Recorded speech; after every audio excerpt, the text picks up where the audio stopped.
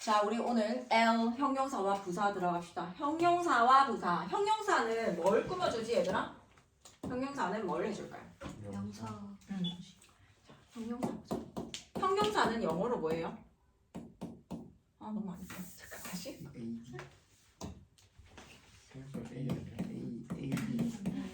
얘들아, 형용사는 영어로 뭐예요? adjective. 오 뭐야? adjective입니다. adjective. 네. 아니 민지가 AD 얘기하길래. 그래서 단어장 찾아보면요, ADJ라고 표기되어져 있는 게 형용사고요. 보통 A라고 선생님은 표기를 해요. 형용사가 하는 역할은 뭘까요? 첫 번째, 뭐를 꾸며줘요? 명사를 꾸며줍니다. 명사 수식이라고 하죠. 명사를 수식해줘요. 수식이라는 건 꾸며줘요. 꾸며준다라고 하는 건 명사를 기준으로 했을 때 형용사의 자리는 어디다? 명사 앞이기도 하고요. 명사 뒤기도 합니다. 이게 한글과 영어의 다른 점이야. 한글은 무슨 일이 있어도 앞에서만 꾸며주거든. 근데 영어는 좀 긴 것들은 무조건 뒤에서 꾸며줘요. 왜냐하면 내용어, 핵심어를 먼저 말하려는 성향이 있기 때문에 중요한 명사를 먼저 써놓고 꾸며주는 단위가 좀 길다라고 하면 거의 다 뒤에 위치시켜서 뒤에서 꾸며줍니다. 그래서 뒤에서 꾸며주거나 앞에서 꾸며준다. 이 자리가 무슨 자리다? 형용사 자리다.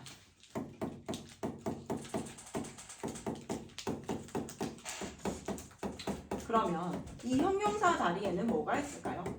형용사라고 하는 건 형태가 첫 번째 짧은 형태로서 뭐가 있어요? 단어, 형용사 있죠. 우리 선생님 맨 처음에 했던 거 생각나요? 단어, 형용사 있고요. 그 다음에 또 두 번째로 뭐가 있어요? 두 번째 형용사의 중간 크기 볼까요? 형용사 중간 크기 어떤 거 있지? 우리 추구정사의 무슨 용법? 형용사 자리에 나오면 형용사적 용법. 그 다음에 세 번째 현재 분사. 현재 분사 나오면 뭐예요? PP, 과거 분사도 나오고요. 그 다음에 하나 더 전치사 플러스 명사의 형태도 하나의 형용사 역할로서 앞에 있는 명사 꾸며줄 수 있어요. 자, 그 다음에 여섯 번째는요, 형용사 자리에 제일 길게 나오는 아이입니다. 형용사 자리에 주어 동사 절이 나왔어요. 무슨 절이에요? 형용사절. 형용사절을 이끌어주는 접속사가 필요해요. 무슨 절 접속사라고 부를까요? 형용사절 접속사라고 부르고요. 우리는 이거를 뒤에서 관계사로 배워볼 거예요. 관계사라는 게 형용사절 접속사입니다. 이 중에서 지금 이 단어 형용사가 보통 이 명사 앞에서 꾸며주게 되는 거고, 얘부터 얘까지는요 길기 때문에 어떻게 꾸며줘요? 보통 뒤에서 꾸며줘요. 그런데 ing나 pp 같은 경우에 두 단어 이상 뭔가 띄어쓰기가 하나 있어서 길어지는 형태가 아니라 혼자서 딱 나온 거 있지. 뭐 broken windows처럼 깨진 유리처럼 broken 혼자서 형용사 역할을 단어처럼 이렇게 역할을 할 경우에는요 앞에서 꾸며줄 수도 있습니다. 거의 대부분 뒤에서 꾸며준다. 자, 그 다음에 우리가 볼 거는 형용사의 무슨 역할일까요? 무슨 역할? 형용사 언제 사용돼요? 보어로 사용되는 경우 있죠. 보어로 사용되는 경우는 동사가 언제예요? 이형식 동사와 오형식 동사로 사용되는 경우입니다. 주어, 이형식 동사, 그리고 보어 자리. 보어 자리는 나올 수 있는 품사가 명사와 형용사예요. 그렇다 보니까 형용사가 이 형용사 역할로서 여기 들어갈 수가 있고, 그 다음에 주어, 오형식 동사 나오고 목적어 쓰고 목적어를 보충 설명해주는 목적격 보어 자리 역시 마찬가지 명사 아니면 형용사가 나오기 때문에 이때 이 형용사의 자리로서 보어를 사용되는 경우가 있어요. 그럼 일단 책 보고 와서 마저 또 설명해 볼게요. 형용사와 부사 볼게요. 형용사의 쓰임은요, 수식을 하는 경우와 서술용법 두 가지가 있습니다. 서술용법이라고 하는 건 얘들아 보어로 사용이 된다라는 거야. 보어로 사용되는 경우를 서술용법이라고 하고요. 수식용법이라고 하는 건 머릿속에 이걸 떠올리면 돼. 명사를 기준으로 명사 앞이나 명사 뒤에서 이렇게 꾸며주는 형태를 기억합니다.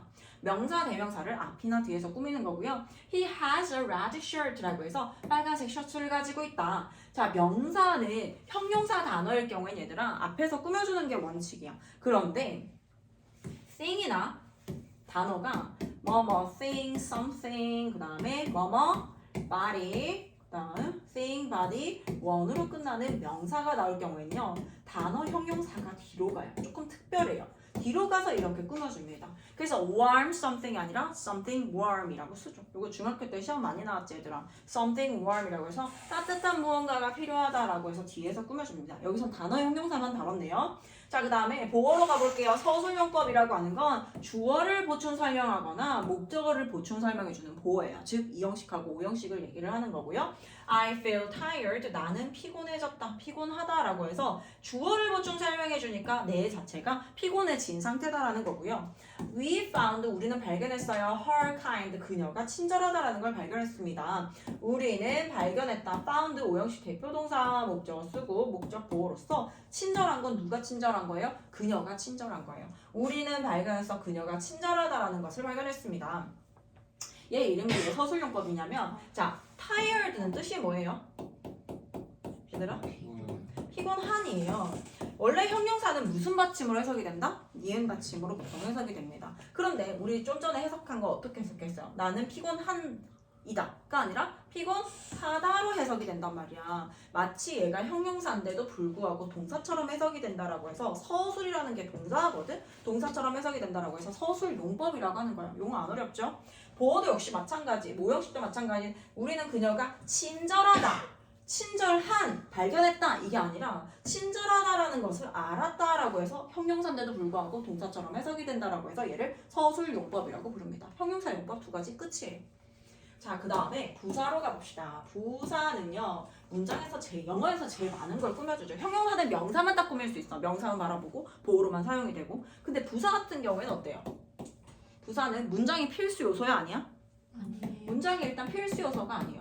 문장의 필수 요소가 아닙니다. 나와도 되고 안 나와도 상관없어요. 그리고 부사는 뭘 꾸며줘요? 명사 빼고 다 꾸며준다. 그래서 형용사, 또 다른 부사, 동사, 문장 전체를 수식해줍니다. 부사는 문장의 필수 요소가 아니고요. 형용사, 부사, 동사, 문장 전체를 수식해줘요. 명사 빼고 다 꾸며줍니다.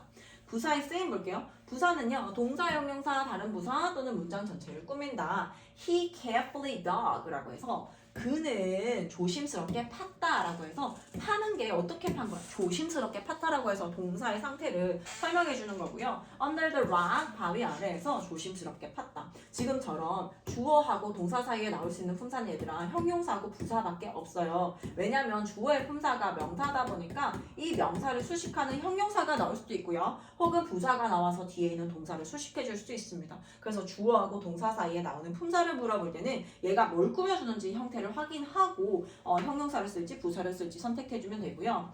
William studies. 윌리엄은 공부합니다. 공부하다 1형식 동사로 사용돼요. 그 다음에 hard, really hard라고 해서 열심히, 얘도 부사인데요. 열심히 하는 게 얼마나 열심히요? 진짜 열심히라고 해서 really hard. 근데 열심히 공부한다라고 해서 이 hard는요, studies라고 하는 동사를 수식해주고요. really는 뒤에 있는 부사를 수식해줍니다.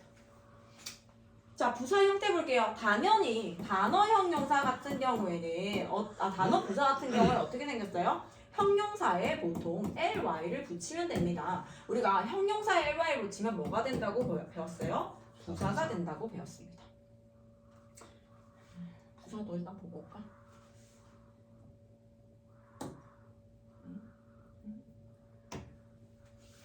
부사는 영어로 볼까요? 부사는 영어로 볼까요, 얘들아? 형용사 adjective라고 했고요. 부사는요? adverb입니다. 부사는 영어로 adverb예요. 단어장 찾아보면요, adv라고 표기가 되어 있고요. 선생님은 보통 ad라고 표기를 합니다.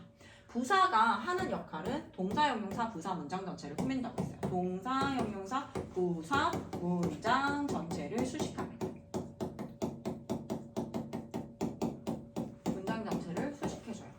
그리고 부사의 형태는 어떻게 생겼다고요? 첫 번째, 단어 부사 같은 경우에는요, ly 형태가 좀 많아요. 근데 형용사에 ly 붙여야지 명사에 ly 붙이면 뭐가 돼요? 조심해야 될 거? 명사에다가 ly를 붙였다 뭐가 된다고? 형용사가 됩니다. ly라고 무조건 부사라고 볼 게 아니라 혹시 명사에다가 friend라고 하는 명사에다가 ly를 붙이게 되면 friendly, 친근한이라는 뭐가 된다? 형용사가 되기 때문에 이런 건 조심해야 돼요. 형용사에 ly 붙이는 형태가 있고요. 그냥 단어 자체가 부사로 사용되는 경우가 있어요. 단어. 그 다음에 중간 크기 한번 볼까요? 중간 크기는요.